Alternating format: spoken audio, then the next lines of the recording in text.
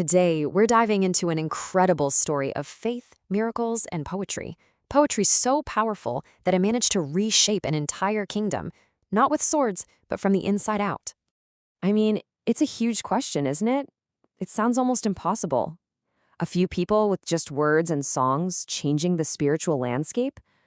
But what if I told you it's not just possible, it actually happened?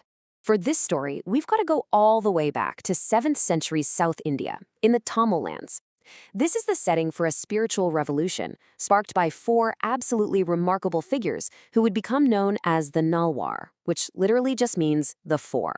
Now, to really get what they accomplished, you have to picture the world they were born into. At that time, Shaivism, the worship of Lord Shiva, was actually being challenged. Other faiths, particularly Jainism, which was more scholarly and ascetic, were gaining a lot of ground, getting support from kings and attracting followers. But something was bubbling up under the surface. A huge wave of devotional revivalism led by this group of 63 saints called the Nayanmars. And here's the thing. Their whole approach wasn't about complicated philosophy. It was about pure, passionate, overwhelming love for Shiva. And what's so amazing is that these weren't just priests. They came from every walk of life. We're talking kings, soldiers, farmers, you name it. And while all 63 of them are deeply revered, 4 of them, well, they just shone with this unbelievable brilliance. Their lives, their miracles, and especially their poetry became the very heart of this entire movement. They are the Nalvar, the four. And here they are, Samandar, Abar, Sundarar, and Manikvasakar. Each one has a story that is so unique and powerful, it honestly feels like something straight out of a legend. We're going to meet the prodigy, the convert, and the one who treated God like his best friend. And we'll also talk about the incredible legacy of their hymns. So let's kick things off with 2 saints who knew each other, were friends even, but could not have had more different journeys to get where they were going. Sambandar, the child prodigy, and Appar, the passionate convert. I mean, just look at the contrast here. Sambandar was this force of nature right from birth, a divine talent who burned incredibly brightly, but for a very short time, living only 16 years. Appar, on the other hand, lived a long, full life to 81, and he found his faith only after walking a completely different and pretty difficult path. The story of Sambandar starts when he's just a toddler. Get this. At just 3 years old, his father finds him by a temple tank with a little milk on his lips, crying. But he wasn't sad. He was pointing up at the sky because he'd just been personally fed divine milk by Lord Shiva and Parvati, which gave him instant, complete wisdom. And right there on the spot, he composed his very first hymn. And believe me, that was just the beginning. His short life was just packed with miracles. In one famous story, a merchant got bitten by a snake and died right on the road.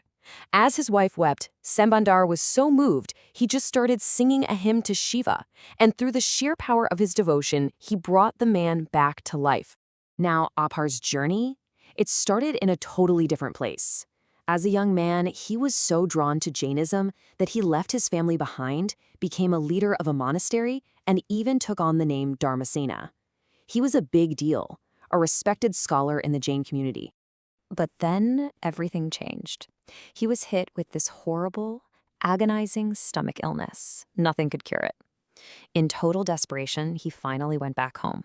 His sister, who had always remained a devotee of Shiva, gave him some holy ash and just told him to pray. He did, and the pain vanished instantly. In that moment, the former Jain leader became Shiva's most devoted follower. Well, as you can imagine, this infuriated the local Pallava king. He decided to put Appar's newfound faith to the test in the most brutal ways. First, they locked him in a burning hot lime kiln for 7 days, but he walked out totally fine. Then, they gave him poisoned milk to drink, and it had no effect. They sent a war elephant to crush him, and the elephant just bowed down at his feet. Finally, they tied him to a giant stone and threw him into the ocean. And this moment just says it all. He didn't just survive being drowned. The story goes that the stone itself became a raft and floated him safely to shore. His faith was just unbreakable, and it's perfectly captured in his own defiant words. To none are we subject, death we do not fear. Okay, so we've seen devotion forged in the fire of trial with Apar. But our next saint, Sundarar, had a relationship with Shiva that was something else entirely. It was defined by friendship, a really personal and surprisingly informal friendship. There's actually a name for this kind of devotion, Sakya Bhava.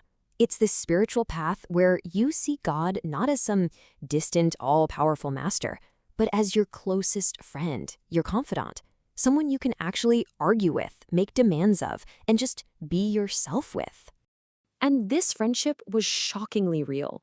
On Sundarar's wedding day, this old man shows up and causes a massive scene, claiming that Sundarar's grandfather had signed a document making Sundarar his personal slave for life. After this whole big argument, the old man walks into the local temple and just vanishes. It was Lord Shiva himself, playfully stopping the wedding to remind Sundarar of his true purpose. And their interactions were often just like this. Sundar was never shy about asking his divine friend for help. One time he needed gold for a festival, so he prayed and then fell asleep using a pile of bricks as a pillow. When he woke up, every single brick had been turned into pure, solid gold. But maybe the most incredible story of all is when Sundarar had a big fight with his wife, Parvayar. He was absolutely heartbroken. So who does he turn to? He asks Lord Shiva to please go be his messenger and smooth things over for him. And Shiva actually did it. He walked to her house in the middle of the night, not once, but twice, just to help his friend patch things up. So, there you have it, the prodigy, the convert, and the friend of God. 3 totally different lives, 3 different paths, but they all shared one singular, powerful legacy, their devotional poetry. The hymns of these 3, Sambandar, Apar, and Sundarar, are collected as the Tevaram, and the hymns of the 4th Nalvar, Manikavasikar, are known as the Thiruvachakam. Now, this is the really revolutionary part. These weren't complex texts in Sanskrit that only the elite could understand.